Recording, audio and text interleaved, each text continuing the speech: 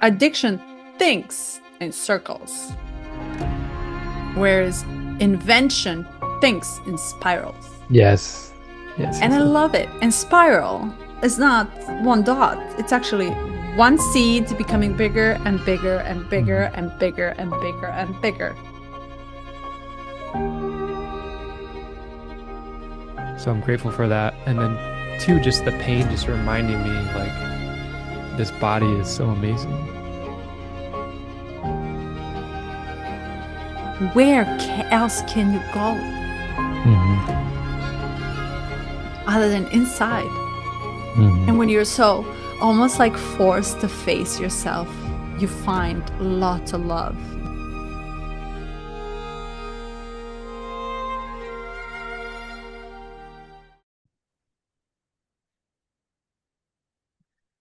Not 19. the not to You capture what I said, but capture your reaction to it. you did that last week too. Do you know that? You dropped like this like heart bomb on me, and then you're like, recording. Yeah, left you hanging. Yeah. And I'm blushing over here. People are like, why is he always blushing? I'm learning how to receive, and I'm not really good at it. And maybe I don't even need to be good at it. 19. Do you have this key? You don't. No, I checked it. no. How I about do. you? It's my culture. Hmm. Interesting. Culture. And I found it very, very interesting. Do you Kind have of, do you have 33? do I? I don't think so. Let me see. Sorry to put you on the spot. And while you're looking, do you have 49? Because you mentioned 49. No, none of it. Okay. Do you? Nope. But we both have 55. Excuse me. And let me just say it. You also have 22. So to me, that's a bigger deal than anything in life. You're special, and I need you up front. So I am just gonna keep repeating it until it gets in your head, in your body, and you see it clearly as I do. So Okay. it's Receiving. time. Okay. What do you think about this? Codependence, sensitivity, and sacrifice. The future human being. I love this key. So Yeah, good. there's so much here. Since it's in your profile, I'll let you open to see kind of what Okay. direction you feel to go. Okay, so the general feeling about this key was, wow, I feel the change already of us getting annihilating codependence globally or culturally or collectively. So Mhm. meaning a lot of genders and say genders multiplying because everybody wants to be different gender now. They want to have a sense of not belonging, but yet being independent on their own. And it permeates through kind of the way we live right now, through culture, through language. Everybody speaks differently. There's like new slang that is coming up. They're dressed differently, especially here in LA. But it's almost, I feel, in the partnerships, togetherness, nuclear family in the past, the way I am in my partnership, it's like I really, really desire you too to be very independent. And as such, I will find you attractive. So I have this feeling that, yes, I want this for me, but genuinely, I want this for you as well. Not because I'm afraid you're going to be codependent on me any longer, because I want to see this power in you too. I see it at work with young adults. I don't see it that much in the older community, almost like the people that I work at work that are in 50s or 60s have this attachment style that they cannot reprogram. Almost feels like they don't want to even think any longer. They're all into retirement, into feeling safety, stuffing stuffed bears with cash. It's like very different. But like everywhere else you turn around, everybody is like feeling free to Mhm. do their own thing. Um, and really not depend on anyone. To me, it's almost felt in the collective humanness, and it's beautiful to see. But it's also scary because it causes a lot of broken attachments and understanding what that means, and not trying to attach back to anything, or gifting you this freedom and the space that you need to find yourself out as a unique you. So there's a lot to say about this, but I really like that the shadow almost feels like it's ripping off apart already, and it's slowly, as we speak and live here, slowly is becoming so natural to be independent you, for you to have a say in the family, for you not to sit at the head of the table all the time. Your kid will, right? So it's like, it doesn't matter the age, it doesn't matter the role that you play in the humanity and in civilization. The matter is that everybody's slowly getting into it. Oh, I actually like how this feels to be independent rather than codependent, because it's fearing me more. It's like, I feel a little, what if you lose? How about I try to learn how to do this on my own, and etc. So that's the overall key sense that I got for this key. What about you? That sounded great. My insights were like paragraph by paragraph, so it kind of depends on which section we're in, but the like the history of it was very interesting, talking about the relationship with God and how that developed, because it's relevant to my upbringing. And also I really enjoy history, so just the need for outside authority, and it kind of stems from like independence also comes with it. You mentioned safety, the ability to feel safe in one's own body and one's own mind with one's own ideas without any systems over top of them, and without any structure or communal body or group that we identify with. It's a very, while it is like, I think you're very keyed in and in tune with what's happening on like an energetic level. I think intellectually, with like elections coming up and like world events and all this stuff, like people are still very attached to ideas and party lines and countries and this sort of thing. But there's still like an underlying kind of like rising up, like it's that bubble of energy that just wants to be like, maybe, like, yes, I identify here, but maybe we should just find a new way. Maybe we should get rid of the division between this or that. And so that to me was interesting. Yeah, it's that cause and effect. If this, then this. Where science is telling us that you must have something that triggers it in order for you to get to some point. But rather than, I want to question everything, even in election. Is it valid?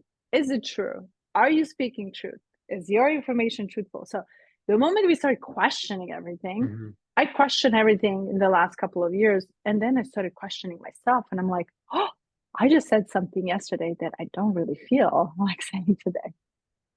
So it's like, I'm questioning everything. And with that, it's like, you can't help but not to be, it almost feels like questioning it will start slowly moving you from the dependence of anything out there.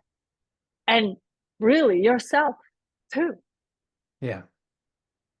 Like, yeah, go ahead. I was gonna say that the key, or a key, I think that you pointed to, is the ability to question oneself, because as the external is a mirror to what's internally happening. Like for you to be the next day say, why did I say it? Like, why did I say that? Why did I take that viewpoint? Why did I share that in such a way? Sucks. Yeah, and I've felt the same over the last week. Like, I'm like, okay, well, maybe that wasn't really in agreement with where I want to put my energy, put my time, and put myself out there. And that kind of, it's almost like that's a key, where if we can turn that key, then all of the other paradigms, like well, now I can question everything. Now I have the ability to. Because if what I said yesterday is maybe not true or maybe not in alignment, then let me begin that process, or it just happens naturally. Mhm.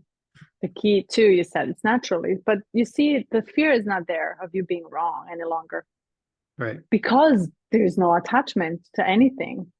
So it's like as if like I am free to feel wrong too, Mm-hmm. and the full acceptance of it. I said something. Yes, you can comically boo boo and say a poo poo things. Me too, but it's like the fact that you're okay with that, but without fearing being judged or not accepted is like another level of wow of feelings. It's a different emotion we were talking about, a sensation. Mm-hmm. Mm. What does this have to do with the matter, physical world? Mm.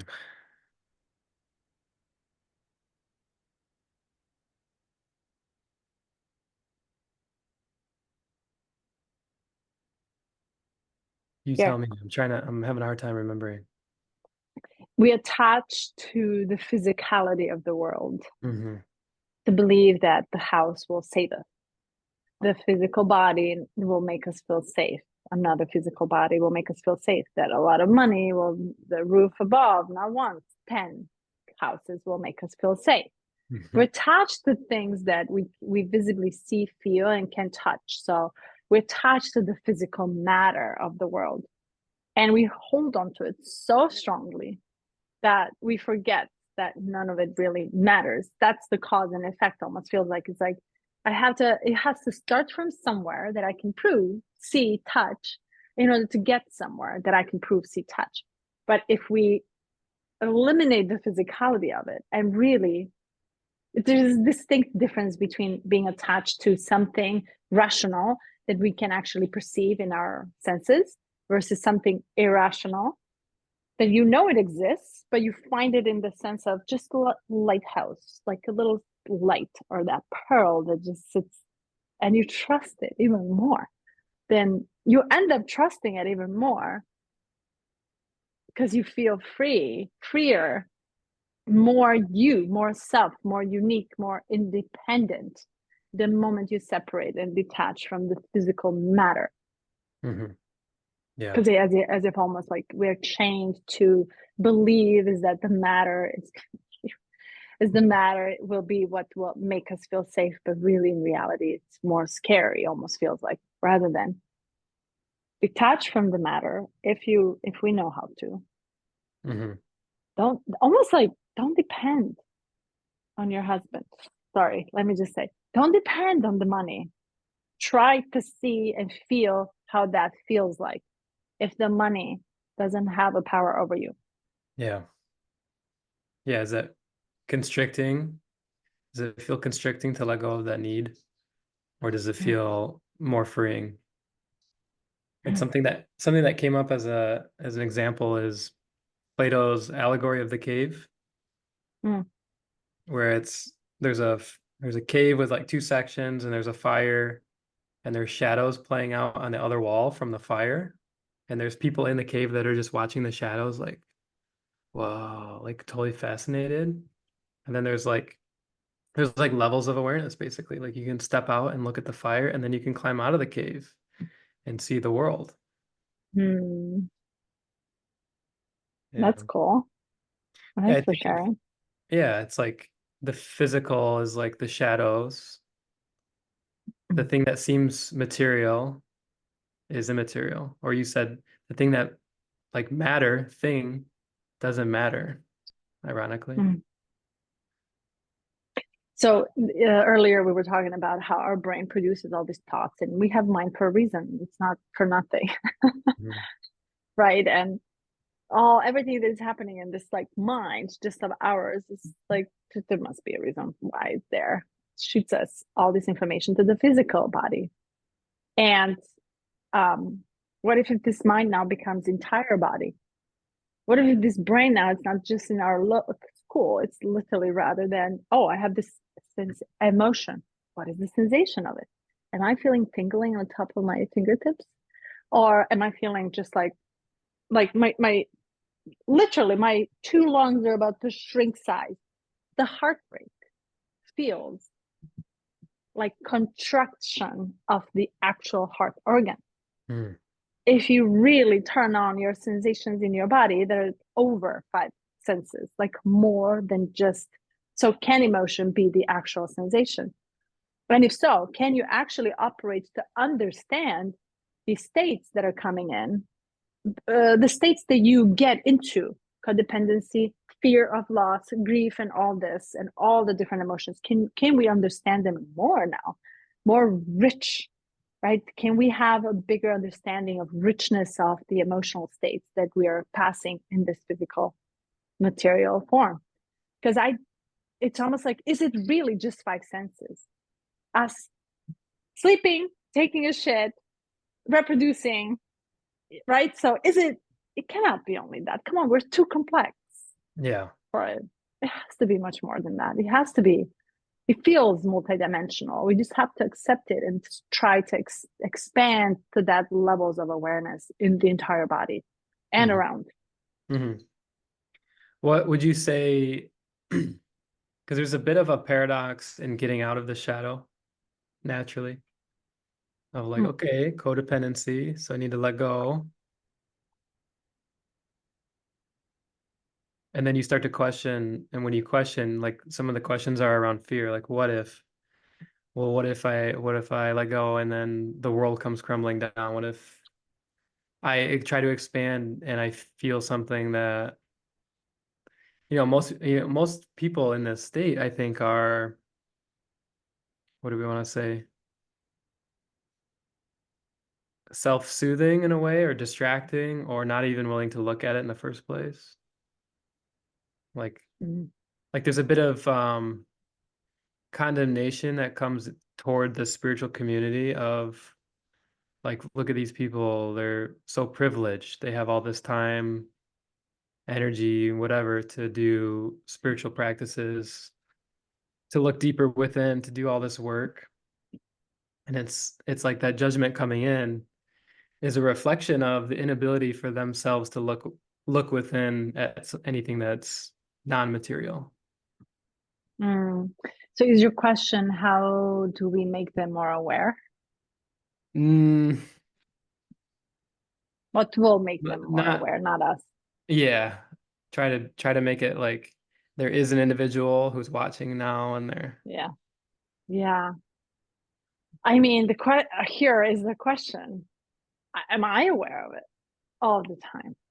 And can I be in my wake time, which is 5 to 5? I only had 12 hours of it, 16, out of which, whatever.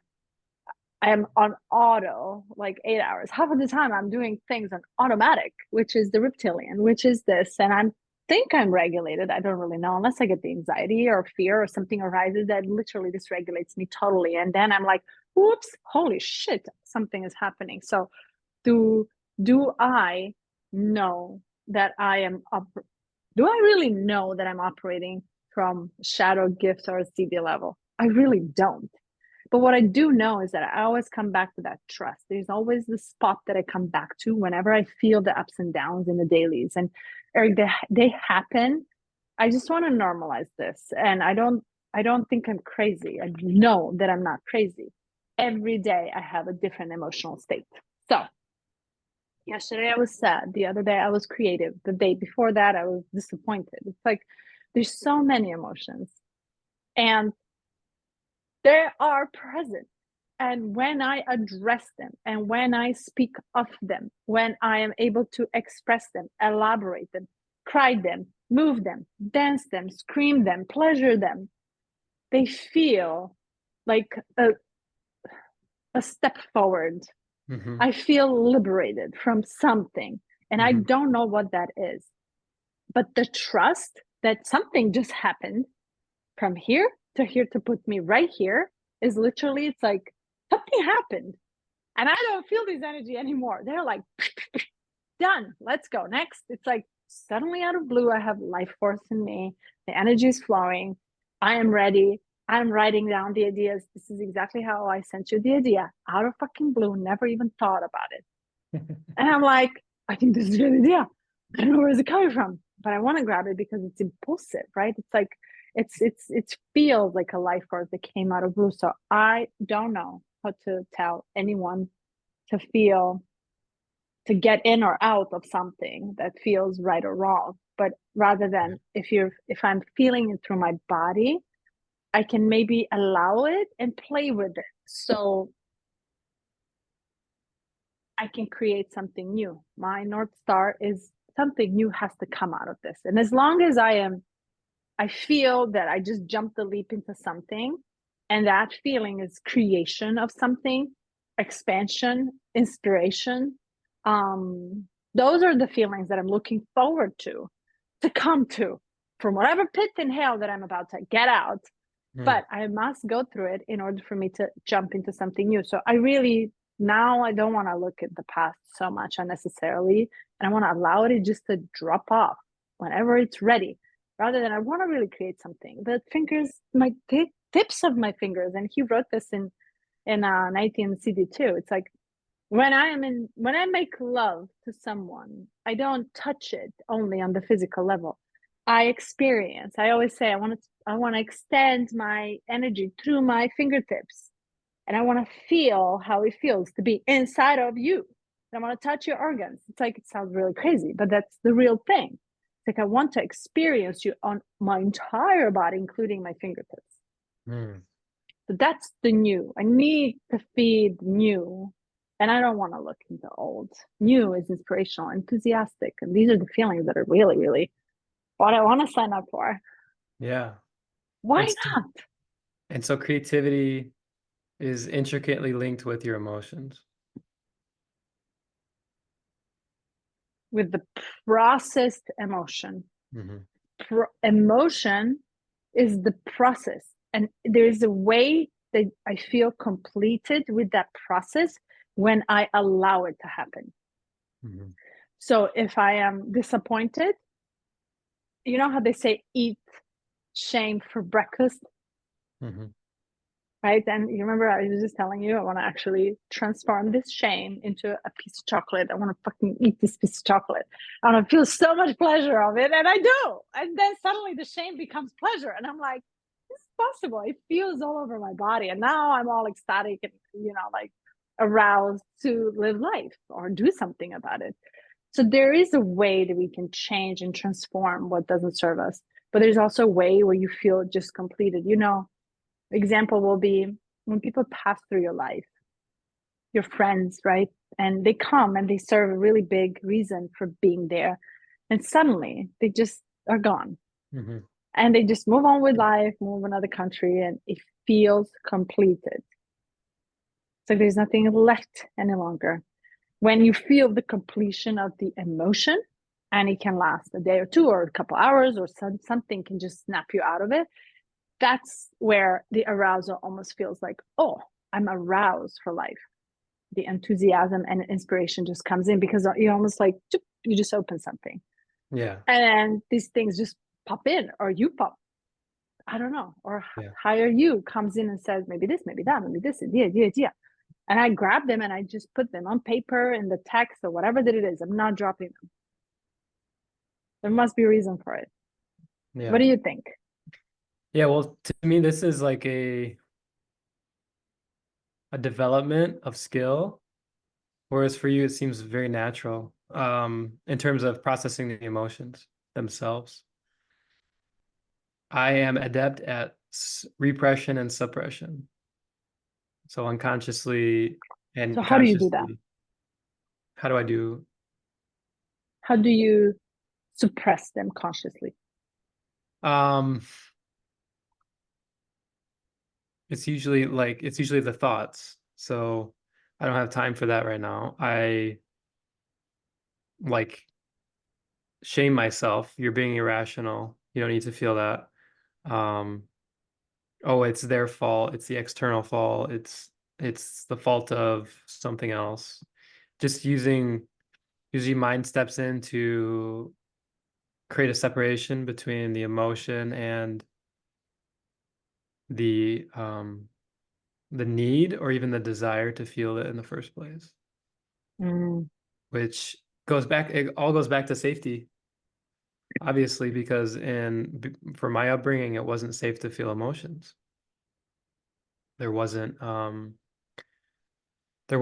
clear space to do so, and there wasn't validation, enough validation or deep enough understanding, because it's just what's been passed down. So for me, it's something new, like, okay, this is emotion and I can feel it. And then just trusting that there's something on the other side it's not even like going back to the state you were in, it's something better. mm, That's what you're implying. Like it's the creative life force energy just flows fully in. Isn't it so interesting how it's like the emotions show up. Oh, I just find it fascinating. As like a mm, conduit for change, as a conduit for something new in the creation process. mhm. As a nudge. Yeah. So men have I feel because of this, we may have more work to do, but who knows? Maybe women are in the same place in general. I heard the other day someone, one of the classes that we attend, was how do we share the message and who receives it how?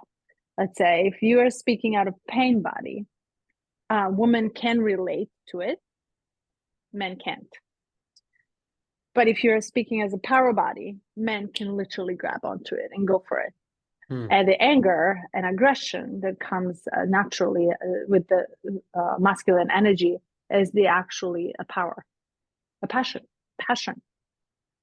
It just needs to find its filter and way to be actually productively filtered out. And I'm pissed. I'm mad for the ocean apart, just example. But I'm like, I'm actually really passionate. I'm passionate. And it's like, it's just the way we look at things. And I feel like, yes, maybe we can use our softness more as a woman, but men, there must be the way, because we're here at the same time. There must be equally powerful way for the filtering out as well. And I honestly don't think that one or less is more or less suppressed. Yeah. Yeah, maybe layered programming is different. Yeah. Mhm. Women were burned as witches, but men was crucified, which is equally, you know, Yeah. it's almost like, Well, and and two, died in the wars and stuff like that. So it's like, yeah. Yeah, it's like it gets much like the profile is holotropic, meaning like you work on one and it affects all the others. I think yeah, two, to pull a group out and say they had more work to do, or that's, it's faulty thinking, because if man is more suppressed, then it's going to lead to women being equally as suppressed, because they're dealing with that suppression in the household or in the workplace or out in the world, just in general, or just the morphogenic field. Everything's coming in together and having to process things at the same time. yeah. It does come down also how I feel is like that. You're either forcing your way through it or you're allowing it to happen naturally. And when something like suppression or repression of emotion comes up, it's like, ooh, I just said something. And I just went totally hypocritical of myself. I'm blabbing to others, but I need to try to how to do it, right? So someone said the other day, in order for you to learn how to do it, you have to teach it. Yeah. So, right. And it's like, if I'm trying to tell you what you need to do, it's actually what I need to figure out how to do. So, like, like this is what happens when there's so much to say into one word. It's like, um, I'm curious. Can you give me just I know we kind of sidetracked, but this all has to do with the 19th Yeah. too. Yeah. Can you give me the example of the recent emotion that you suppressed? I kind of Guilt. want to just play with it. Guilt. Was this today or recent? Today. Oh, And did I suppress it today? Today I noticed that I suppress it, so it's been with me every day previous to today. Okay. And when you suppress it, does that mean you just shut it down? You don't think, talk, or express it in any way? Movement, sound. You just like totally shut it off. Not your time. Sit there. Wait.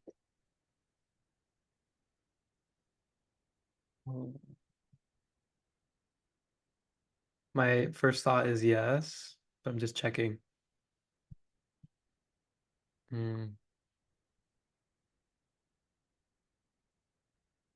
Like yes, and then maybe there's like a layer of anger is more convenient. Let's go there. Like jumping.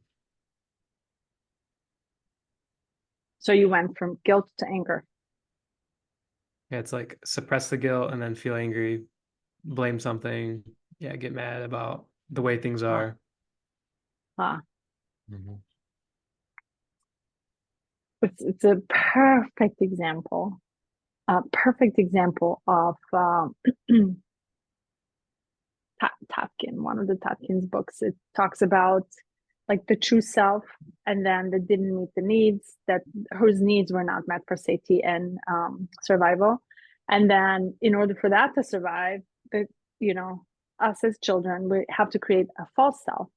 And then false self is often repressed, and then it's putting another facade and another facade. So you're talking about layers of this one part of you that wants to actually just be fellowed, Yeah. or just touched on the cheeks and said you're safe. Yeah. And it's often comes, it's like, but what's underneath? And then what's underneath? And then what's underneath? And I think I don't know one man personally that has support, or meaning has support to do this type of work. Often women are more open to be vulnerable and to really voice vulnerably, I am in pain and I'm pissed and I'm scared because I'm this and that happened. And, like there's layers that need to be uncovered. And I think it comes really naturally with women because we're crying for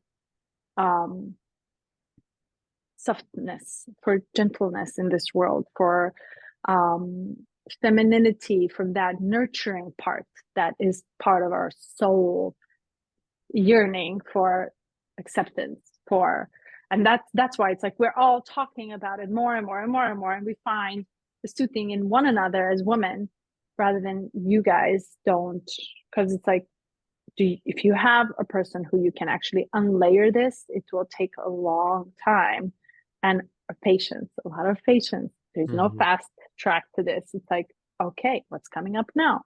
Is it the guilt?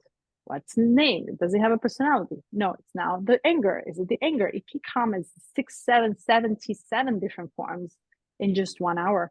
And that is normal. So it's like, oh, you actually have many, many of you that wants to speak right now. I see it as the energy that just rises and wants to come, because we never know what's going to come up. Never, ever, ever. Yeah, it reminds me of, and I think this has come up recently. So this is a recurring theme, but when I was writing poetry, I wrote about how I wouldn't be able to be found. It was like people think they figured me out, but they're wrong. There's just an unending amount of layers I can go into where you won't actually access the real me. And it wasn't a poem that I shared with the world, and it wasn't for anyone else. It was like it was like higher self writing to ego, or subconscious writing to ego, or something like or ego writing to both of those.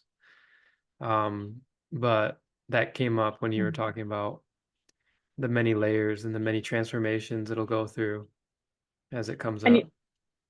And you see, that's exactly the process. As you hear something, it triggers something that you just forgot about completely.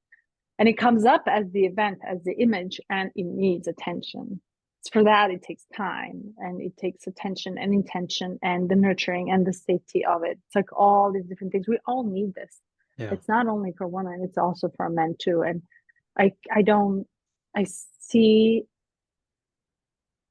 I mean, yes, you're physically much stronger, but it doesn't change the fact that I would hold you the same way like I will hold my sister in it, or I would be needed to be held in the same space, because the physicality doesn't matter. The matter of it doesn't matter. It's a Yeah. complete detachment from the identification of it. It's like your soul, your essence, your energy needs expression right now in this moment. And that's the impulse that it's like, oh, if emotion arises, something is seeking my attention. It's a nudge for the leap that you have potential to jump into if you just kind of knew how to go around it. I never know, no matter how many books I know. I just feel my way through it. Yeah. Hmm. And I fucking allow it. And you can hold 3 kids. One can be on the top of your head, and you're like, I'm allowing. So fuck, it's not working. And you just keep trying, and again and again. Yeah, that's so relevant. But in the night and well, I try to do in the morning. I didn't do it today. But at night, I try to every night do a meditation, and the kids, they take it as like, at first they were like, I want to do what daddy's doing, and they would sit with me and they would like repeat the guided meditation. And now they're like, I'm gonna turn into the dragon, I'm gonna turn into the bear and go crazy. And they like start, they're like, I'm making all these noises and jumping off the bed. And I'm like, last night I had the clarity of like, okay, maybe they're moving, whatever's, maybe they're just helping, and I don't know. So why would I control it? Why would I get mad? And why would I be like, this isn't, you're not meditating correctly? Like, that's just how they're doing it in the moment. Yeah. Who knows? But yeah, that process is um it seems unfamiliar to me. So much so that even when I bring it up, like how unfamiliar it is, and like I ask questions to you, like, what is it you're doing? And you're like, I don't know, I just feel it.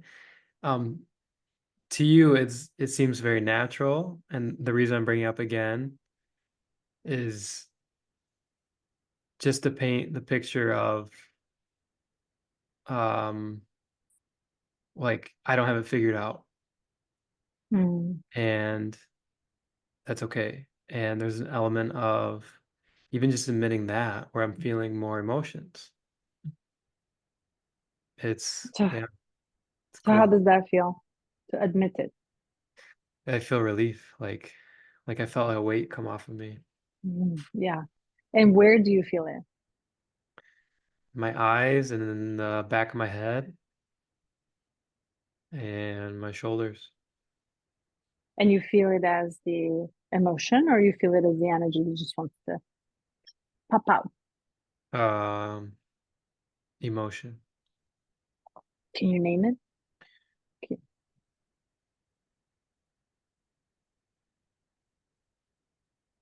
I don't know if it's a sadness or grief or yeah, I go back to relief. Release. It could Okay. it could be like, I mean, there's layers, right? So it could be all of it. Does anything pop up? Any past imagery? Um,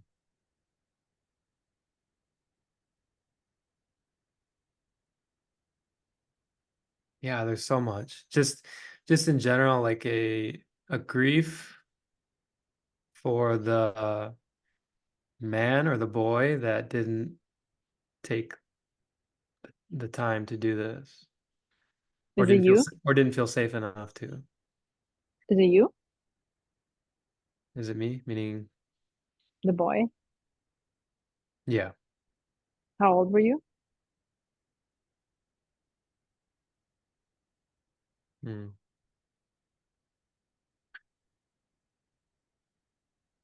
Well, there was like 3 or 4 memories.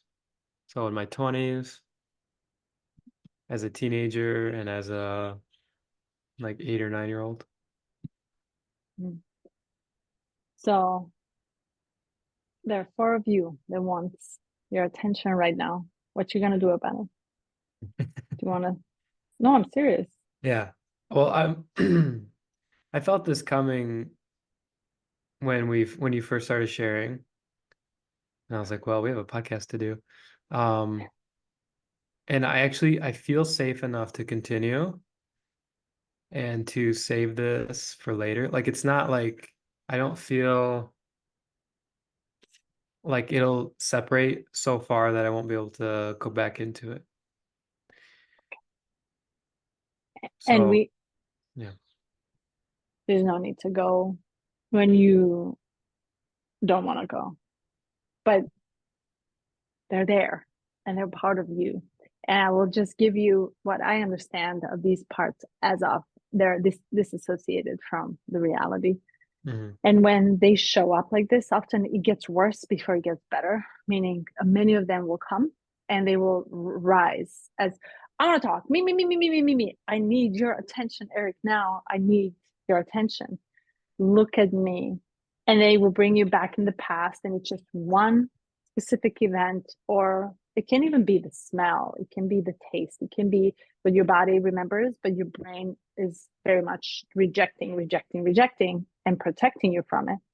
So the process really is to look at it and envision and invite it back. Ask it. I talk to these parts of the personalities. Who are you? And if it's me, when did you learn this from? Tell me what it is that you need. And I address it as the adult. And then the process goes is actually inviting it to be part of the reality and giving it the safety. There's always something. And more I do this, more I notice it has to do with the childhood and often the specific time range of when I felt neglected as a child. And I'm like, oh my God, I never even knew that this was the underlying feeling of me being neglected by my own mother. And but look what it did to me for the rest of the life. It's like, I want to talk to it. Pictures as me being alone, sitting scared, they all come up and I totally forgot about them. So when I allow them to happen, and this is just repetitive process, repetitive, sometimes it only takes 5 to 10 minutes. And I ask it, what can I give you? And trust me. And I almost connect to the disassociated part and I invite it back and I said, where do you want to sit and what role do you want to have right now? And just yesterday on a call, I had this huge, just to give you an example, huge empty space in my heart. And I'm like, okay, who is allowed to get in? Nobody's fucking allowed to get in because this part was attaching to some other people. And I'm like, I don't want you to attach there. Come to me. I have a role for you. Be my doorman or a doorwoman of this empty space. And you get to call the shots, who enters, who doesn't in my heart. And she is like, really? This is all imagination. It's like literally without it, we can't envision this and we cannot repurpose the role for it. And she goes, suit and tie, look, super red lipstick.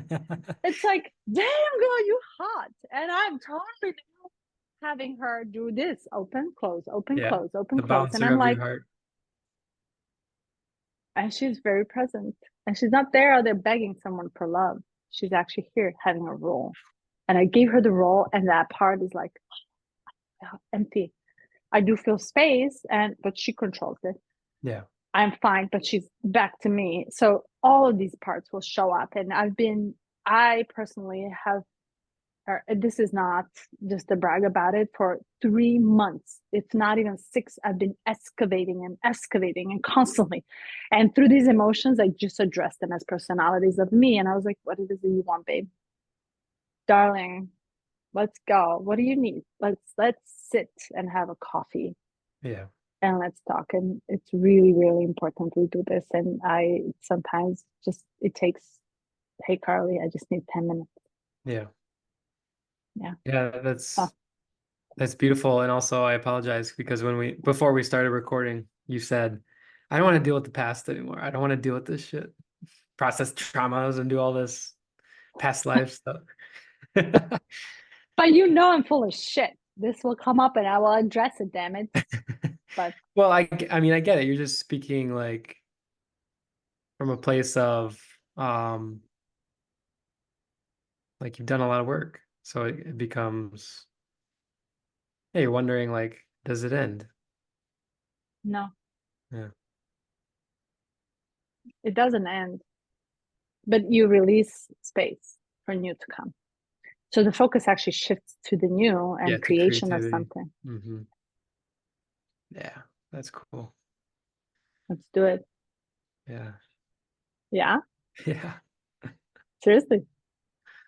What are you asking? I'm asking you to just say yes Oh, okay. Yes. to the unknown.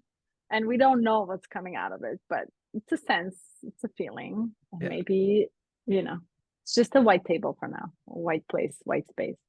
Yeah. You're like, what are you doing Friday night? I'm like, depends on what you have to say after. Yeah. Oh, child. That's good. Can I just say something? Thank you Uh-huh. I want to acknowledge your bravery to bring stuff on this podcast. Yeah. It's Well, I'm still in huge. the delusion that this is just for me, so makes it easier. Nobody's watching. Nobody's watching.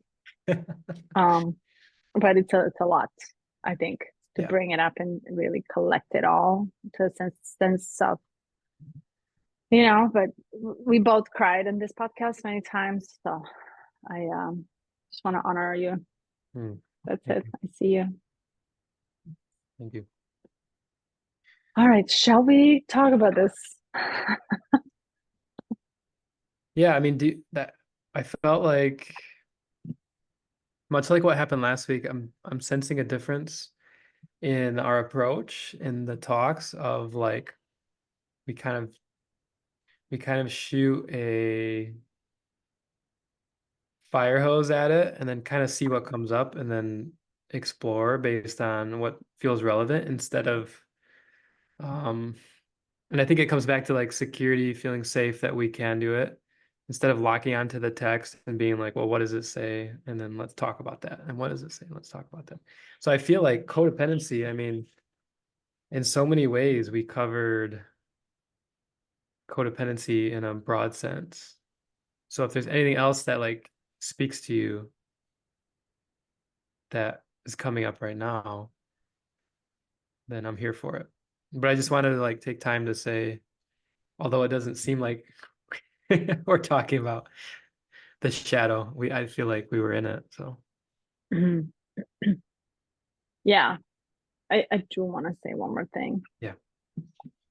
You know how I think I almost talked on every single episode that I really admire our ability, that in my feeling, it's becoming stronger and stronger to not identify with the outcome of this. You Yeah. and I, we look into this, we just devoted the time. For us to take action was to us to devote this time so nobody comes in and we actually are able to open the container, open the space for whatever that wants to kind of express itself out. 8 months later, this has its own history. Now it's the entity, it's totally different energy, and it's changing and it's evolving and it's like mutating somehow. So to me, for us to hold the space for what it is and not identify with it is the new way of relating and actually having independence to create something that it's own thing, independent of us. So codependence here is also permeating through the marriage and partnership and husband and wife and wife, husband and husband, where I think we mentioned yesterday is that there's like a lot of need for couples to figure this out because the roles are changing. It's almost like there's this like huge, massive energy that's literally coming from the earth, almost feels like are on all sides pushing the roles between two partners in a nuclear family. And it almost feels like you're forced to come up with new. And this, to me, is we are partners in many ways. We're partnering in energy. We're partnering in evolution. We're partnering in time. We're partnering as part of our own growth. So these, to me, are all partnerships. But to be able to feel what it feels like to not be attached. And we both said, if tomorrow this stops, we're fine. If tomorrow this relationship to this podcast stops, totally fine. Mhm. Can this be applied to the current relationships, partnerships, marriage? When we do not identify with it, we're very much allowing it to form on its own way. You and I don't come in with our own seasoning. Yeah, we do come with our own lives at that time and examples that we can, but there's no personality trait that walks into this. Yeah, you know, like sometimes. And Yeah. often when we have the podcast like that, it's like we get lost and wrapped in a labyrinth. So Yeah. you try to excavate me, I try to get you out of it. It's like, the moment we start logically thinking rather than actually feeling our way through the labyrinth of what it's creating on its own. So can this be applied in the currently codependent marriages and relationships? This immediate attachment that two same or different sex couples actually feel and are programmed to do and grip on. Can this be applied the same way in your relationship is the question. Yeah. I'm trying to do it. So I'm trying to learn how to do it. Yeah, it's a very good question. And I think it's rewriting a lot of the stories of humanity that we've carried. Like when you were talking about, is it possible in a relationship? I've had a few times where I've had to kind of process the potential death of Carly, my wife, and work through that as a potential outcome, just because of, like recently, as an example, she was having heart issues and she was kind of panicking. And I was like, okay, if it happened, where would I be? How would I function? How would I recover from it? What would I say? What would I feel? And I think it's possible. But then this element came up, which was like the old programming of humanity, which was like very Romeo and Juliet, meaning I won't let you die without me. Like this like romanticism idealized and pushed to the limit, like absolute rapture and codependency to the fullest extent of like, you're my everything. No, I wouldn't be able to live without you. Like how we've lived with that in the past and we've carried that somewhere in our genetic memory. And now kind of rewriting the script on that. I think there's examples and things that we can look to, but I just wanted to bring that up as a point of this is the challenge, that codependency, the strength of the shadow and how much of a grip it has on most of our relationships. Yeah. And it's as if the program just downloads the moment you say yes and you sign the paper. Damn it. Yeah. Yeah. Everybody's going through it, almost feels like. Everybody. Then don't sign the paper. Yeah. Right.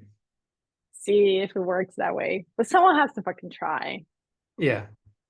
Yeah. There's like, it's a movement I feel people try to do, like, okay, we won't get married. We'll call each other partner. We will be open. We will allow whatever feels good to you, I'm okay with. And it's like, that doesn't, I think it's also possible, but it's kind of like missing the mark of what this is talking about, which is so much more than just like detachment for detachment's sake. Right. Yeah, we attach for survival Yeah. naturally.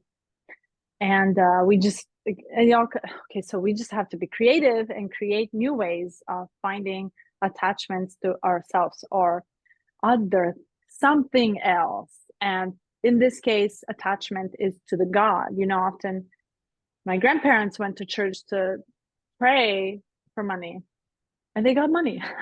So, it's like they pray for crops and they got crops and rain. And that's like, if it works a couple of times, of course you're going to attach to it and be dependent of it. So we have to kind of figure out how and be creative and imaginative. And is there other way?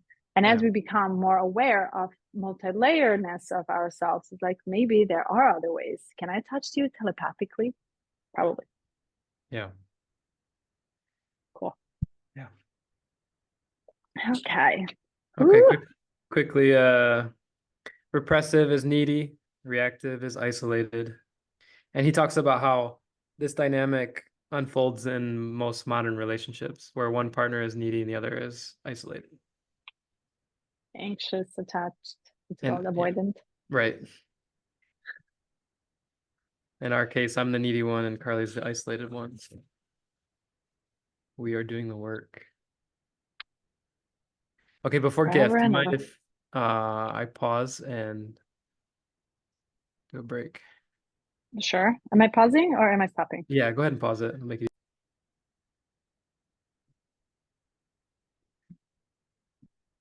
Never heard of synesthesia before. Really? I mean, yeah, if you asked me to write it, I wouldn't know how to write it. Oh, yeah. The most common example, I think, is Mhm. hearing colors. I think is a very common one. Did you feel it ever? Maybe a little bit with LSD, but it wasn't. It's possible. Yeah, yeah, for sure. I have a friend here who she can, she has a little bit of this. I forget what senses she mixes, but yeah. Hearing colors. All right. Just like, see, my brain is like, is that even fucking possible? Well, if you think about there's colors are waves and they have different Mm, wavelengths, right? yeah. So it makes sense in that regard. And actually in all of our senses are dealing with waves of some kind. Mm. Mm. Vibrations. Yeah, and how else can I maybe possibly believe or feel that I experience this other than imagining it, Mhm. embodying it, using my mind and really imagination to actually explore this. Mhm. Okay. So the gift is sensitivity. This one I just stormed through. You did, sorry, you said what? Stormed through. Like I Yeah. just ran through it. Is that because it's just very familiar to you? Yes. Mhm. And I only highlighted one thing because I feel like I'm operating on this all the time. Like I'm not operating out of this gift. It's like I cannot imagine myself living without imagination. Yeah.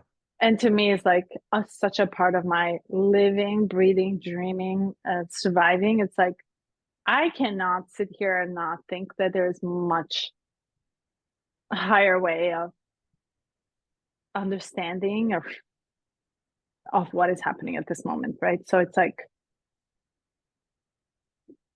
as if I'm looking at it down from, I don't know, I'm sitting at some other planet out there and just like moving my hands. And it's like, oh my God, there's Earth and there's Eric and there's Melissa and they're trying this thing really hard and like they're trying, which is great.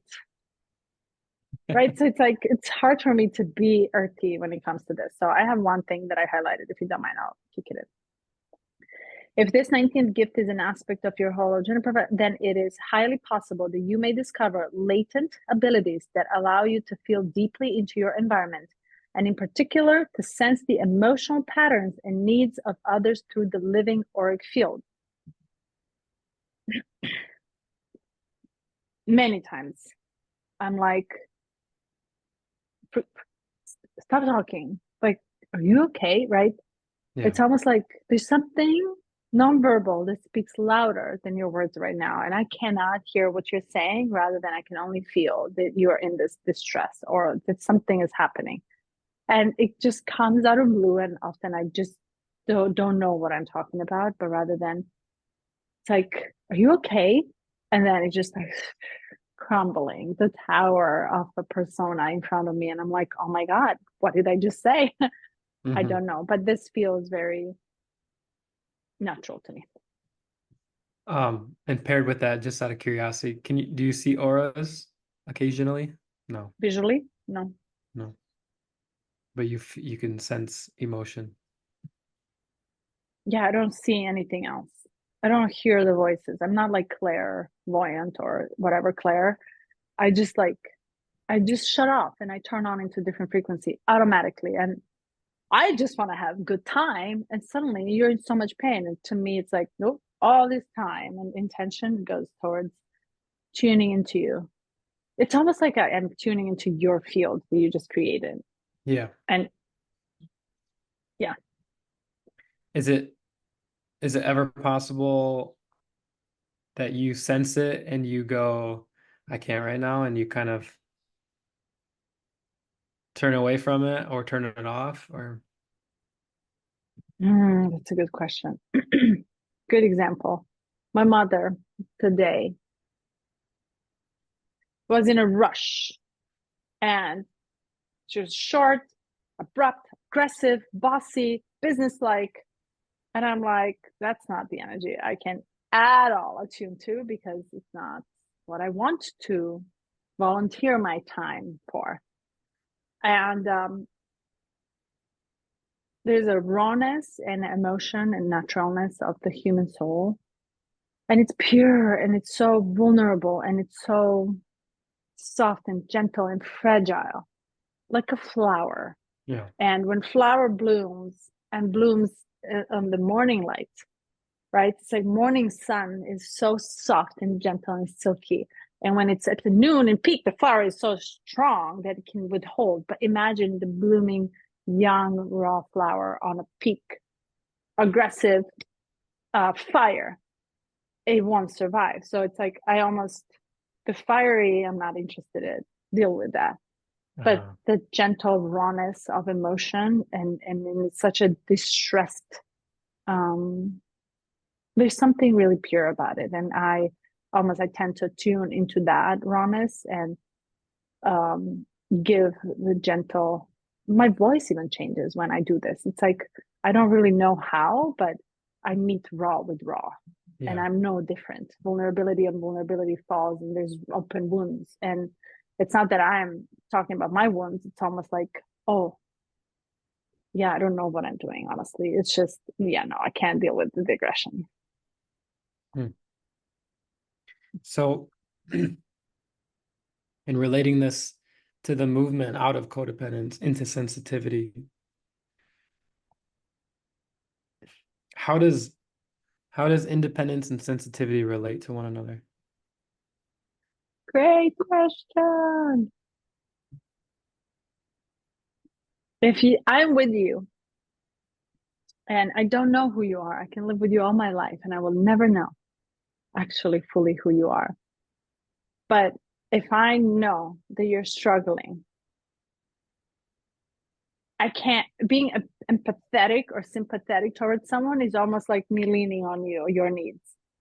And if I'm leaning and telling you, oh my God, I went through the same thing. Oh my God, it's like I'm not really helping you. Rather than I'm taking over all this energy that wants space for you. And independence in this case means if I see you as a raw state or entity or energy right now that needs something, and you need to just walk out and take a coffee or be alone. It's like codependency is trying to fix it for you, trying to grab it, trying to take it all away from you. You can be my son, you can be my partner, you can be my mother. But am I really helping you by that? Rather than I'm pulling back and I'm able to actually just be, hey, you can go and you can come back. I will be the same. And if you feel like you're crumbling and you need a space to crumble, I need to work on me as an independent energy to allow you to feel safe to do so in front of me. Because all I can offer is nothing to say and space to have. Yeah. Well, and I imagine that there is a quality to your touch and to your tone of voice, like you talked about, that communicates a level of sympathy that doesn't take away from the experience that's required in that moment. Where, like, if you were to hug somebody that was grieving, I think in your hug, because you have this gift, you would be communicating, I've also grieved. I don't know if it's the same grief. I don't know if it's at the level that you're going through, but I'm here. And it's beyond words. And that alone can just drop someone, into like, okay, now I feel really safe. I feel seen. I feel held, and that's powerful. And it's Seen interesting too how okay. power comes out of sensitivity. By your power, not mine. Hmm. And this is where you feel that you get either energy drained or energy filled, Okay. because it's your own power that you're circulating. And if somebody holds that field for you, it does not want your power. It wants you to have it. And that's the independence that we're talking about. It's like, I Yeah. cannot fix it for you, but honey, I can actually see you. Yeah. And I can acknowledge that it's hard what you're going through, right? It's like, but there's a way to do this without engaging on a power dynamic, Right. rather than actually gifting it all back and actually holding space for it for you to find it again, independent of me. Yeah. And I've been witness to this with you in the past, about 6 months ago. I was Yeah, struggling. I remember. Yeah. And I was struggling, and I called you, and you were just asking questions in a way where I was like, I don't know what she's doing. I thought you were gonna offer something else, some guidance or more specific direction, or yeah, but it was almost like you just kept opening up my own ability to see the situation.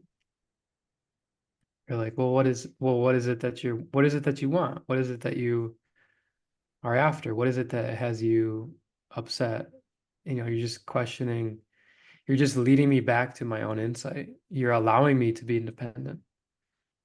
And that was the only conversation I had in that time that actually led to feeling empowered, feeling like I could make a sensible choice that helped everybody. And you did, Yeah. because it's all you doing it. Mm-hmm. Has nothing to do with me. And imagine if I just told you, Eric, you're good, you're powerful, you can do it. Blah, blah, blah. If I told you all this, it would not even touch you, Yeah. because you know all of this. Yeah. Well, and I had a conversation like that the day prior, and it didn't go well. It like rubbed me wrong. I was like abrasive to it. Like, I don't like this. Yeah. So that's the independence in the relationships. And gosh, is it hard to do. It Yeah. is so fucking hard to do this, because when you love, you want for them to be happy. You want to take it all away from them. You want to serve them. You want to help them, protect them. And as a man, I guess this is just exaggerated even more. It's like you really want to be the concrete thing and power and mountain for the entire family and structure. But often this is not what helps. Yeah. Mm. Whew. Okay. Don't put me on the spot like that again. No Like, guarantee. dude, stop it. Just in the Okay. flow. What do you have to say about the sensitivity? Mm. Mm.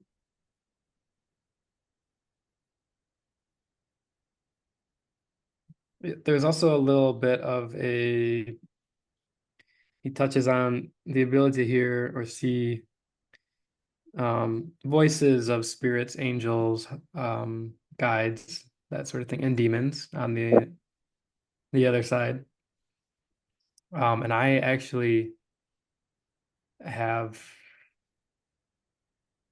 quite quite a few experiences. If I'm honest, it's like it's an ongoing thing. It's not really like a one-off situation that's profound. It's kind of like subtle things where I think as a part of the suppression and repression, I learned to tune it out and to just call it coincidence or like random things, but like things falling down or hearing sounds or hearing breathing or hearing voices. Um, and so now that I'm more open to the idea of that being completely possible, it seems like less is needed to communicate. And it's usually like it's not like this profound like Simba talking to his father in the clouds. Like that's a long message. It's just like enough of a nudge to be like, what is it that I'm ignoring? What is it that I'm needing to see? What is it that where should I pivot? It's like there's clearly something happening. So, or is it just confirmation? Is it like, good job? Mm. You know, like pat on the back. This is good. Keep doing that thing. That's going well for you. So I just wanted to touch on that. As it's relevant to me in the sense I don't have the as much of the other stuff, but this was like this stood out to me as being something I've experienced. And you're saying you can almost like you sense that something else is happening out of the physical world and is seeking your attention, right? And it can come in many formats, like different what's it called? How are they called? Yeah. Paranormal. And you're saying is that you suppressed it because you just didn't want to deal with it. I'm curious, what would happen if you didn't? What do you think would happen if you just turn around and you're like, okay, what do I feel right now? What does this feel like? Yeah, and that's kind of what's pointing to. I do that more now. Almost Oh, every time it happens, I'm like, I take a second, I take a moment. and are you trying to understand, find the definition of it, or are you trying to actually hear the voice or the message? How do you process? It's a good question. It's almost like a knowing that's already there. It's like because what are thoughts really? Yeah. It's almost like the thought was already there, and then something in the material happens, and it's like, okay, yeah, that thought wasn't an accident, or that Mm. emotion that came up wasn't by mistake. Is it good enough to guide you to take a leap to someplace in life? Yeah, I feel it has.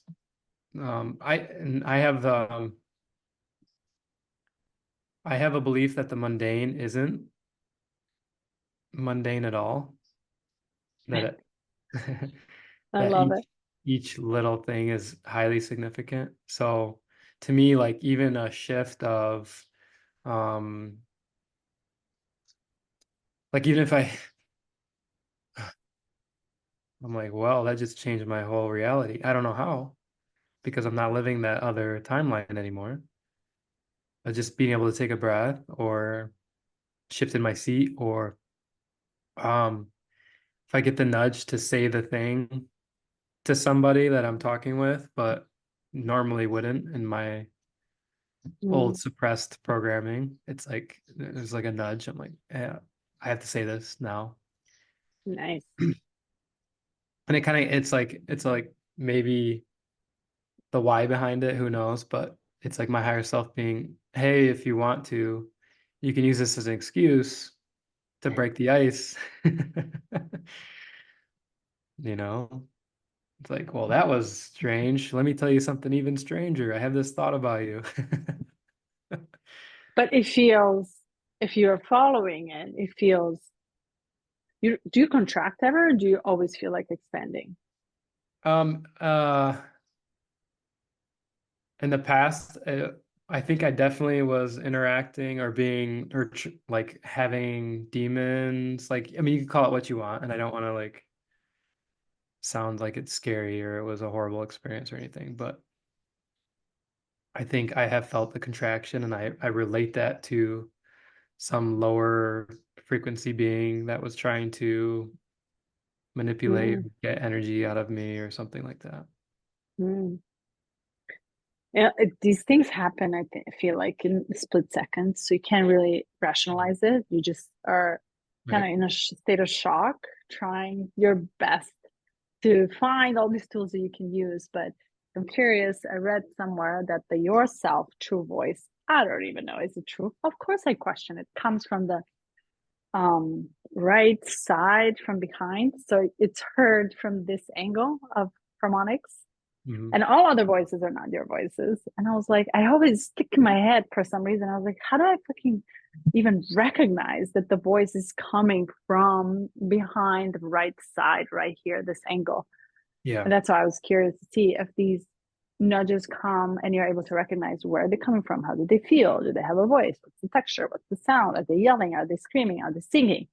So all of this is like totally unplanned, you know. Yeah, Crap. totally. And it made me think of, I don't know if it was in Jinkies or not, but how the naming of entities, ancestors, divine guides, higher power, it's all more identification with a separate self, which is actually your higher self. So Mm. even to say like, this is the true voice, all else is false. It's like, no, not really. I mean, it's a different component of the self. So it might be a self that's seeking to get power, but it's still part of you in some way. You're still part of it. There's no separation. So good. Yeah. So it's all yours. Um, yeah, and to distinguish claiming it also, like saying yours or mine. Ours. Yeah. Claiming it as the ego or claiming it as what would you say? All is one, right? It's more of just a claiming of the potential that with love that you can be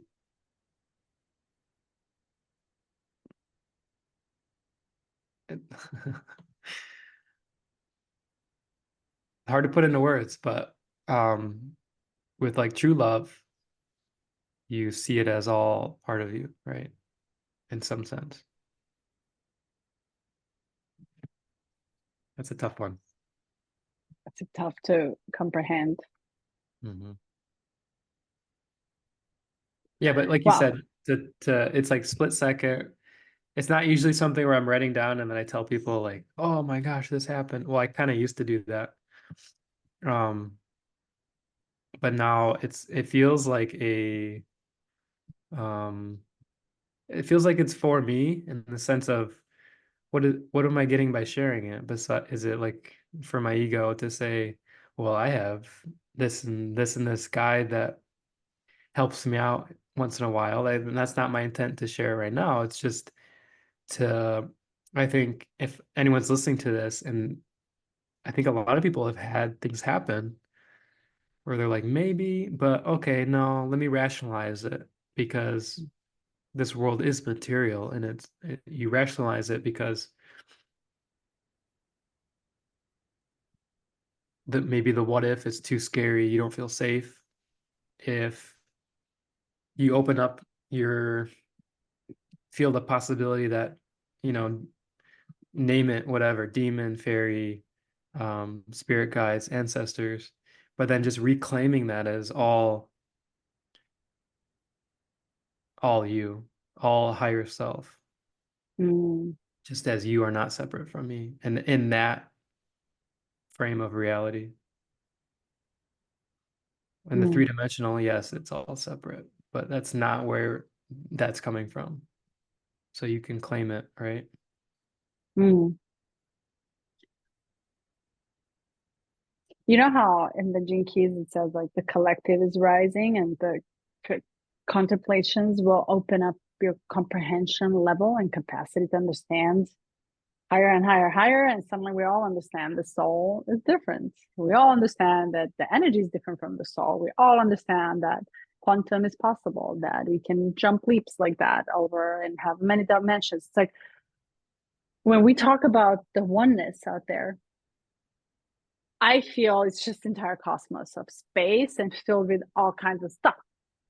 And to me, I only see my higher self as like enlarged version of me just sitting and wearing the same exact clothing that I'm wearing.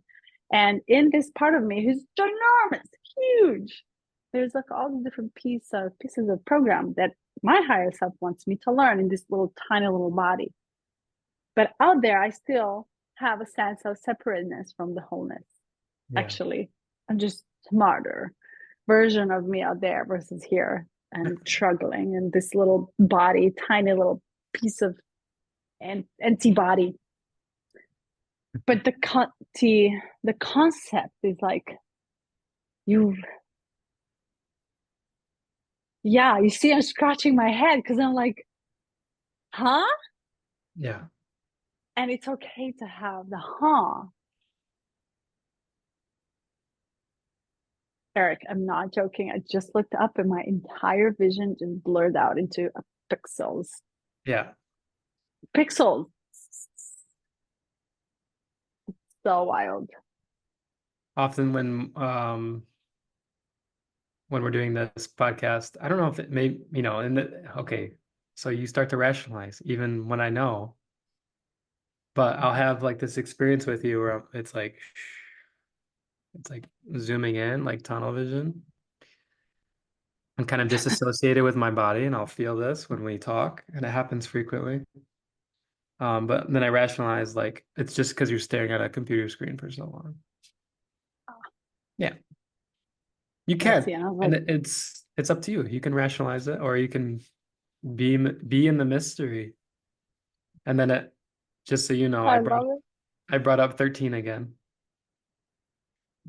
Empathy. Which was? Empathy. It's the background. What was it?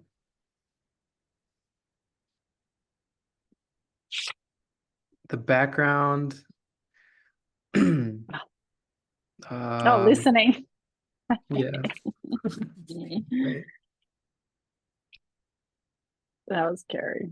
Like the background radiation, and the way you described thinking about the all and talking about it, I heard the 13th city, and you said you couldn't get it, you couldn't identify with it. I'm like, well, you just did, so.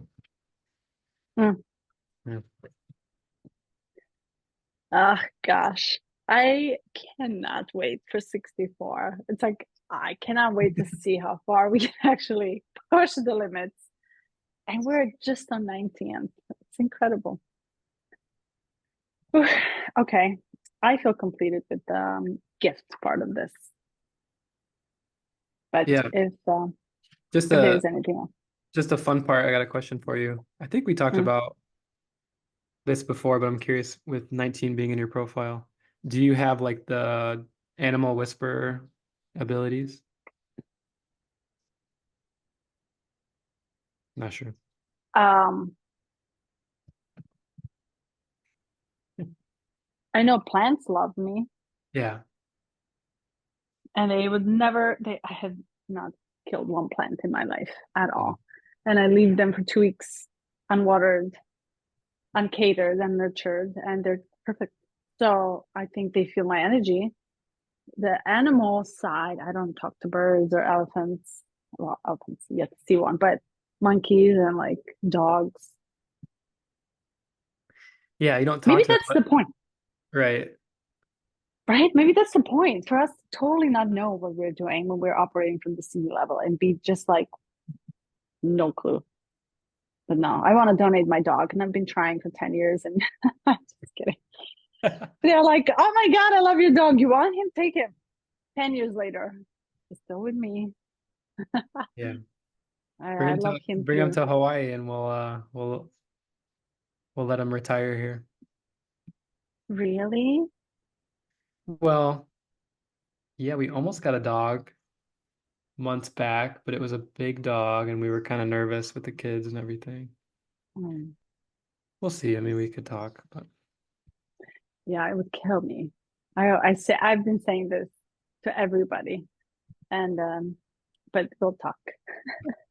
Maybe if if life changes and it nudges me across the ocean, so you never know.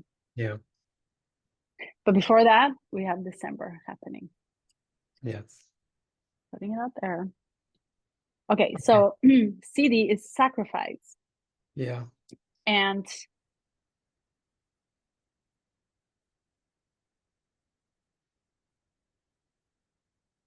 This to me felt like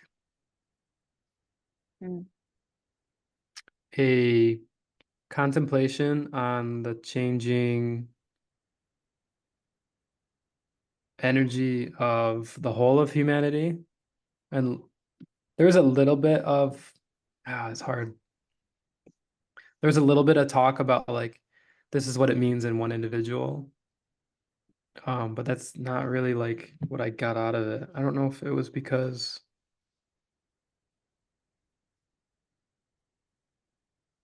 it didn't resonate with me or what, but mm.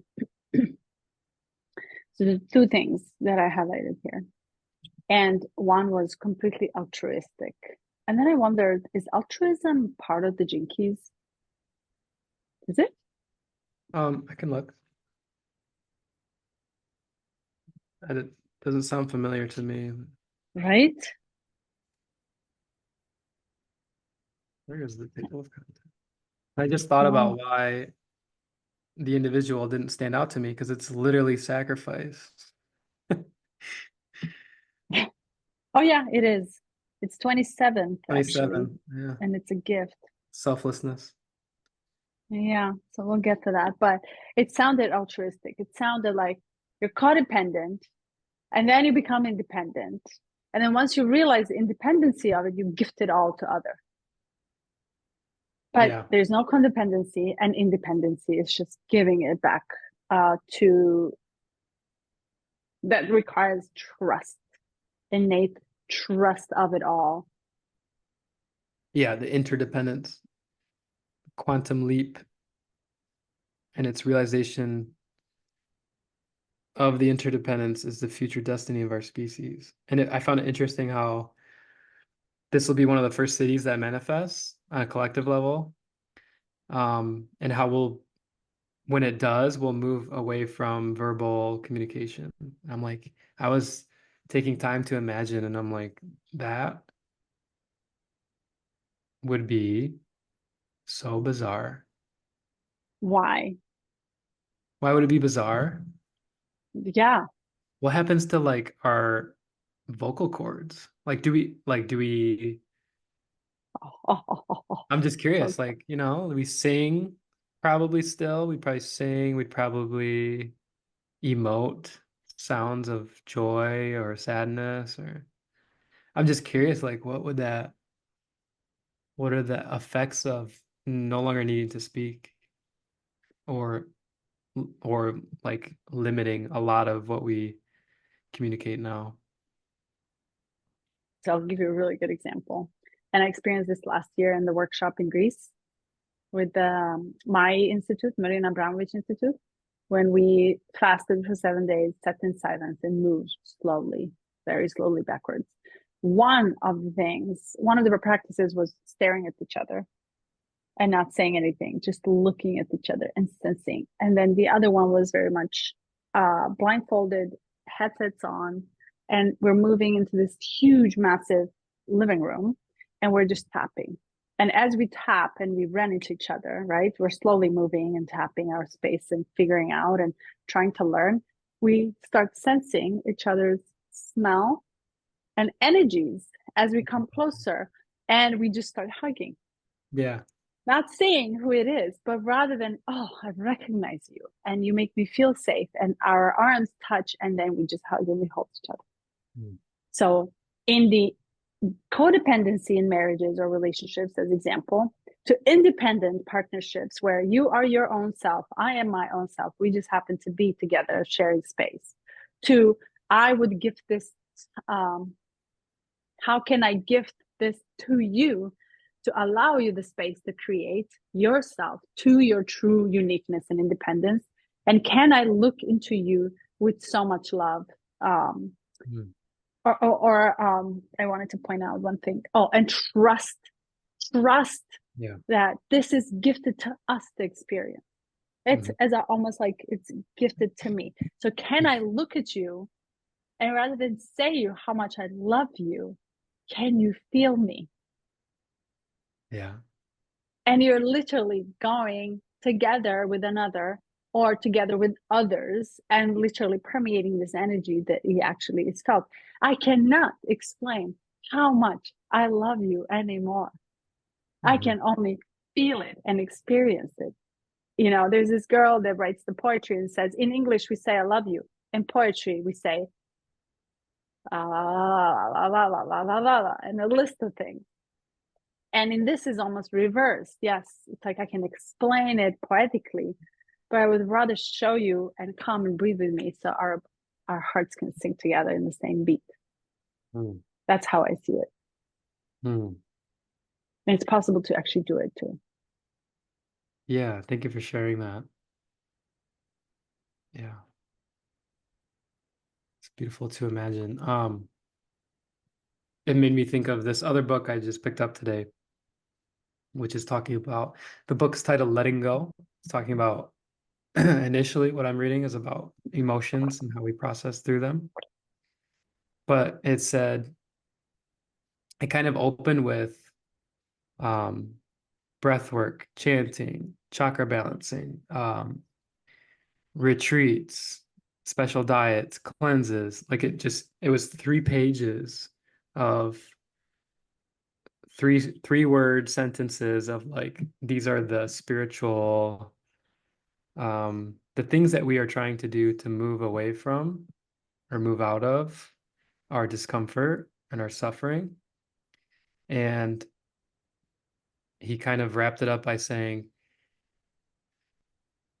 you have friends that have done all of these and they still are looking for something else. So this should utterly confuse you based on the state of the world and where we're at and how we can't seem to solve it. And he said, confusion is a great place to be. It's one of the best places to be. And I thought of the Osho quote as well, which is like, baby, my whole purpose is to confuse you. But just in that sense of like, there isn't an external thing, there isn't an idea, there isn't a stance that we can take that will save us from our humanness. And it's initially humbling, right? And it's like it allows for this sacrifice to take place if we aren't attached to our ideas about the world or ourselves or our emotions or our bodies. And then of course, when we reach out and we finally feel the energy field in the body of another, we would hug in that instant because it's just love.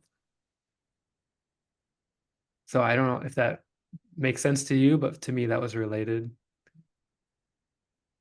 I love how you smiled on it in the end. You felt it. You felt something related to what you were explaining. Yeah. And how you just waved your story back to, but this is it. And as if the language is limitation. It used to be the tool to use to survive. Now it's limitation. And as we move our brain and language to speak through other forms of connectedness and it's not even telepathy. I don't want to read your mind. I want to read your energy. Yeah. And in this energy, I feel maybe, you need to pendulate. You need to resource. And if I can be of service, to me, that's sacrifice. To me, is gift of me doing so much of my work or trying really like to see the wholeness of me so I can offer you the whole of me. Sacrifice is just has a definition of it, but rather he's thinking here of something so beautiful rather than I'm just like not worth it gifting it to you. No, this is so Yeah. beautifully changes the definition of what the actual sacrifice is. Yeah. And Teal Swan talks about, she's talked about parts work a lot, which you're familiar with. Mm. But she also talks about sacrifice. She's big on relationships, and working with relationships. And I think because she's had some kind of calling that this is an important element of our evolution and that we need a lot of help with it. And there's a lot of struggle happening. And she talks specifically about sacrifice and says sacrifice is actually the most selfish thing you can do in the sense of the way we understand sacrifice. And I personally went through this weekend because Saturday was supposed to be a day out with the family, and our middle child was having a tough morning. And so we had what we call a squeeze, and he got all of his emotions out. And then at the end, he was like, I don't want to go, Daddy. I want to stay here with you. And I was like, feeling sentimental. I'm like, okay, buddy, we can do that. So I came out and I told Carly, like, I'm gonna stay with Jace. You guys can go. And then the day did not go as planned. I thought it was going to be like a day of connecting, of like slow interaction, being able to play with him. And he was more just like frustrated the whole time. And it was like weird back and forth energy. And by the end of the day, like Carly came home and I'm like, oh, I had some FOMO. Like I would rather have gone, blah, blah, blah. And then was building up like this resentment that I chose to sacrifice and I didn't get enough acknowledgement, or I didn't get anything back for it, or I didn't get equal sacrifice to match it. And that's the lowercase sacrifice of how we understand it. That's a good example to me,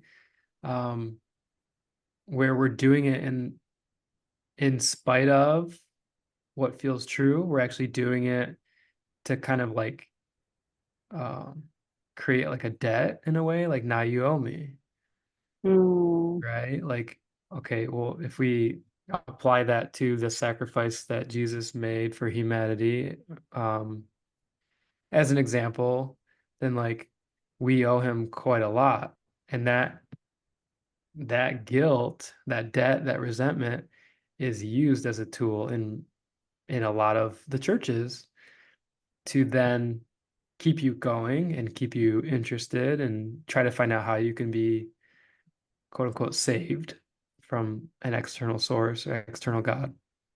So all that to kind of just wrap up my thoughts about what lowercase sacrifice is, and maybe what higher case sacrifice is, something that it serves humanity and the person doing it in a way like it's so attached to love that it can't ever be something that would hold any space for resentment or guilt on the other party or shame or whatever. It would be such a profound thing, such a profound gift, right?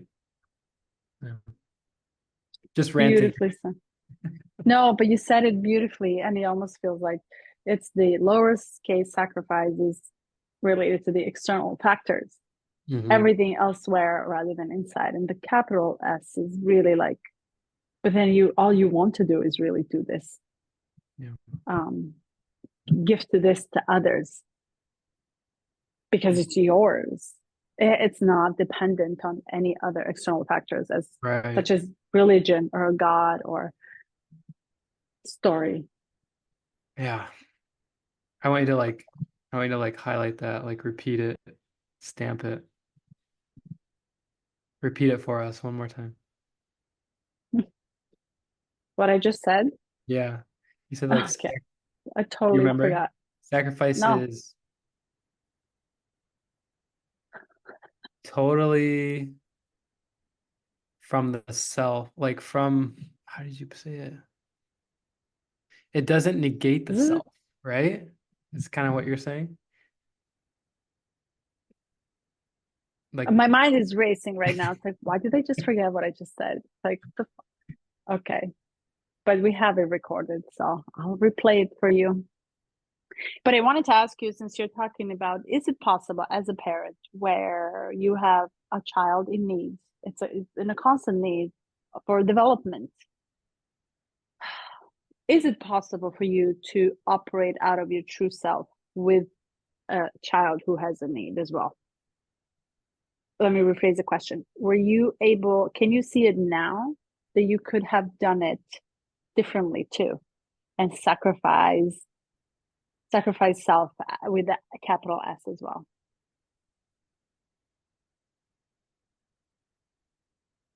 well, yeah. So here's how I go about it. I have to kind of externalize the process. So I don't know what I'm going to say yet, but I'm just going to preface with that. But if I'm trying to look at it from a place of truth, I would have probably spent more time thinking about what my own motivations were first. Okay, do I not want to go to this thing? Is there something that's annoying me about it? Like what are, like what am I trying to get? Because often what happens in that lowercase sacrifice is we make a move that is actually self-serving and we call it something else to try to win on both sides. Mm. Like I did this thing for you and now you owe me, like really manipulative and really kind of horrible in the sense of a relationship. So if I'm being honest, it's like, okay, maybe, and Carly saw through it right away, but she was gracious enough to allow it. And then later she just mentioned it to me. And I'm like, okay, I was annoyed. I was angry about external things. I wasn't feeling like I had enough time with whatever in the morning to kind of feel ready to go and do the thing. And it just felt like a rushed event. Okay, let me express that, whether it's just to myself, like just letting the truth be told for my own heart to hear it, or if I can, tell Carly about it. And now, okay, let me hear what this little boy is saying and hear it in a way that it's truly listening, like the gift that we covered in the past, listening to what is he actually saying here? Is he saying he doesn't want to go, or is he saying he wants his dad to be soft, to be very careful, to be, does he want a different experience from the day that he, like maybe he doesn't want to go because he's fearful of where we're going to or what's going to be entailed or who we're going to see. So how can I kind of like bridge that gap for him? And then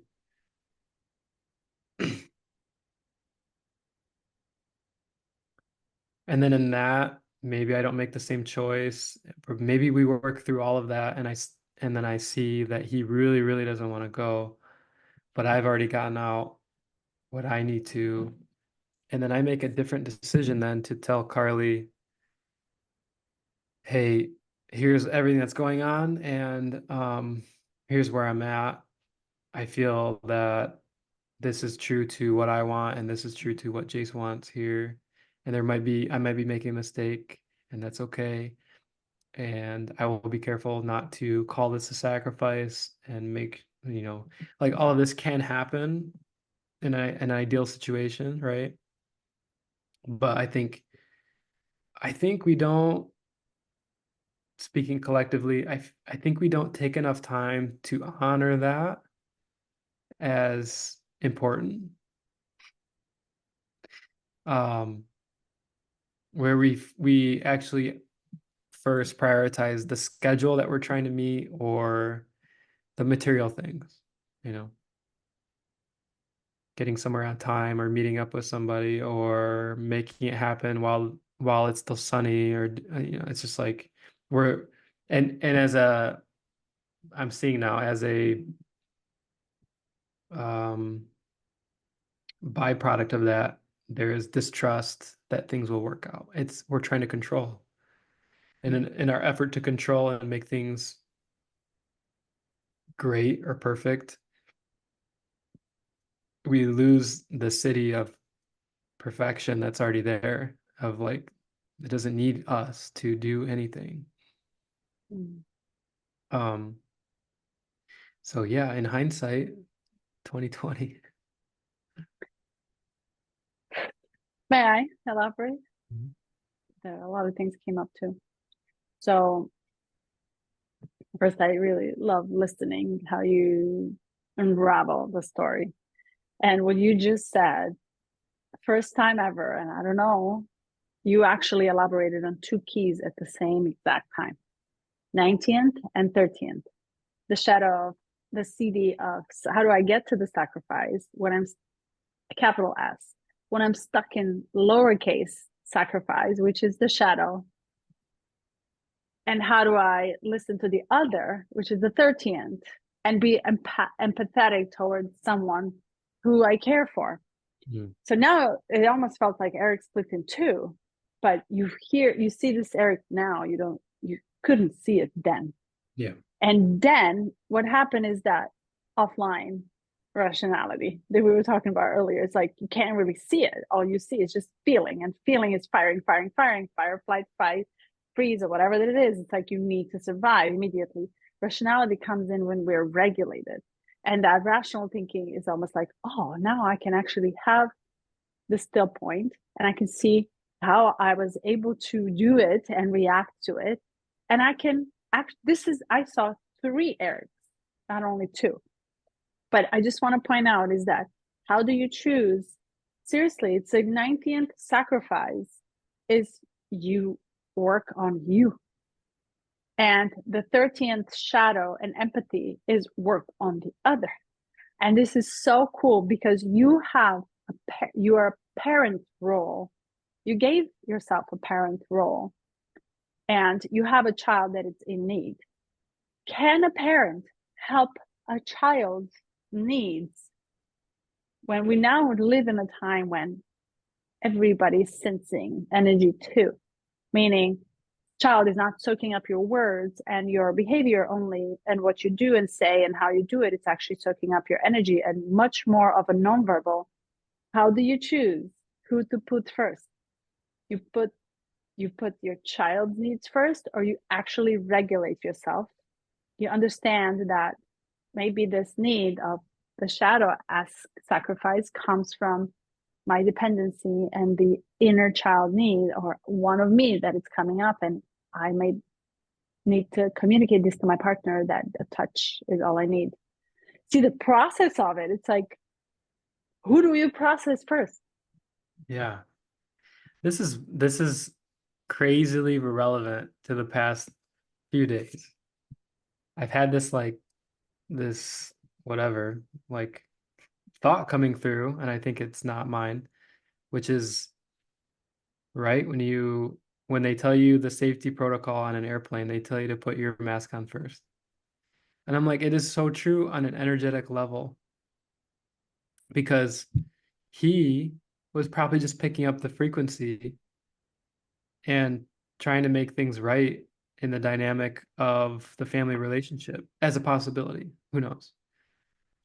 But these kids are in tune. Like, they can pick up that shit so easily, and they often make choices not like we think they're just selfish little demons, but they're it's crazy how often they make these choices that are like trying to pin things back together, like put things back in place and make order out of disorder. And it's wild. But the thought that has been coming through in multiple circumstances is like, let me first get this figured out for myself. And then when I do approach, let me think of an example.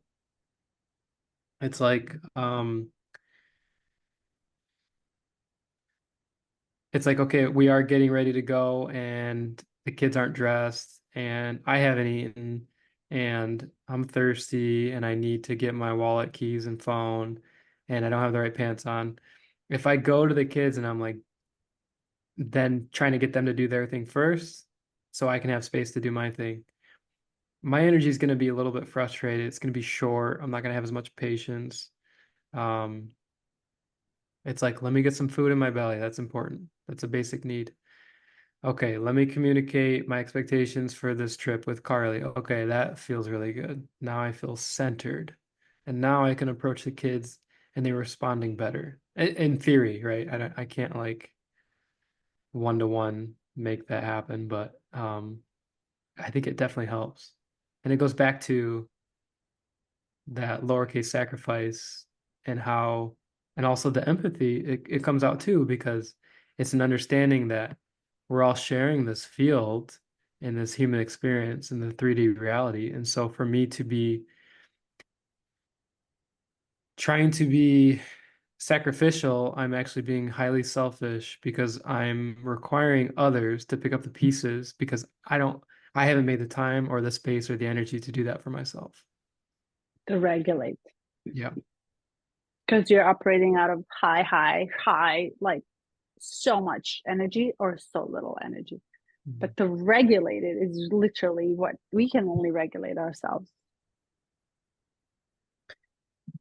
And that rationality of, oh, now I can handle entire village, not only my kids, all of them together.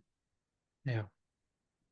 And that's that the communication, I think it might be even lacking. It's like understanding that not even in your, not speaking on your marriage, but in general, how am I, when I'm so like anxious about something and I'm like rushing so much through my life, I already feel irregulated. I can't expect my partner to read my mind and my energy. I only know what's happening in my body, and I shall be the one to explain and take a moment to just say, hey, I'm very dysregulated right now.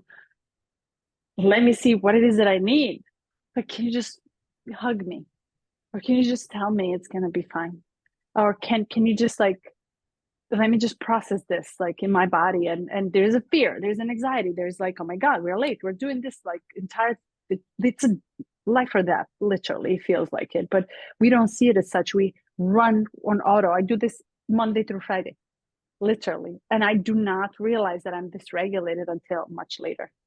Yeah. And then I'm able to go back and realize, oh, this is exactly what happened. Maybe next time I'll catch it. Maybe next time I'll catch it. I fail.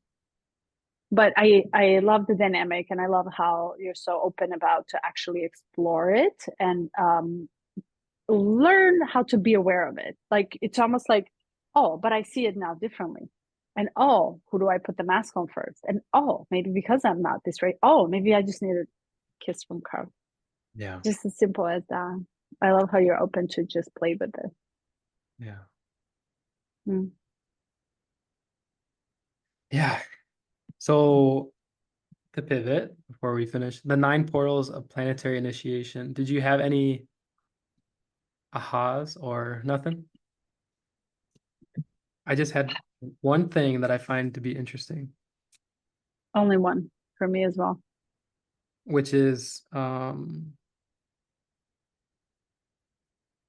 me find it here.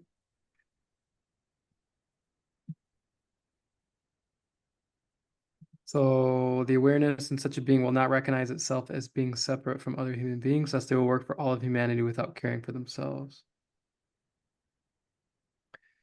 Just as our language has evolved out of our reliance on the 5 senses, future forms will operate through entirely different languages. Current human language is auditory, but future forms will communicate through their environment using a sense that is closer to what we call touch. This is the true language of Gaia, the interconnective auric tissue that brings all beings of the planetary sphere into full awareness of their inherent unity. Which, now reading it again, I'm imagining being able to sense every human being at the same time. Wouldn't that be bizarre? How bizarre. But I find that how it's a movement. It's a movement away from language, and the name of the initiation is called Annunciation. Of course, it's a paradox within the city itself. Isn't that beautiful? I mean, Surprised? I highlighted the same exact thing. And I thought I loved how he tried to elaborate on what this new sense of feeling is going to be, that it's not auditory, it's closer to the touch. And it's like, maybe we don't even need to make Right. love anymore. Maybe we'll just be orgasmic states of just thinking or feeling this emotion or that sensation or this sensation. You're like, vibrating constantly on it. It's just ecstatic pleasure. I think it's totally, potentially a massive abundance of possibilities that will come with just this expansion of sensory ways of feeling things in a aura, not only in the physicality of it, not only in the matter. It's like, can't wait. Well, good news, it's happening already. And Yeah. thank God we're number 5. Imagine if we were number 1, birth. Birth. It's like, oh my God. We're at least halfway through it. It's that when I read it, I was like, yes, we're going somewhere. Thank God. Yeah. Thank us. Thanks to us. We did all this work. Beautiful. Well done. 2 hours later. 2.5 hours. Well, love you. I thank you. I hug you. And I respect you. Same to you. Reflecting it back. Next week we have a guest, just so everybody knows. Well, a lot. 2.5 hours, 3. So we shall see how it goes. Yeah. We should allow her to talk more. I know, taking notes. Thank you, buddy. Yeah. Oha.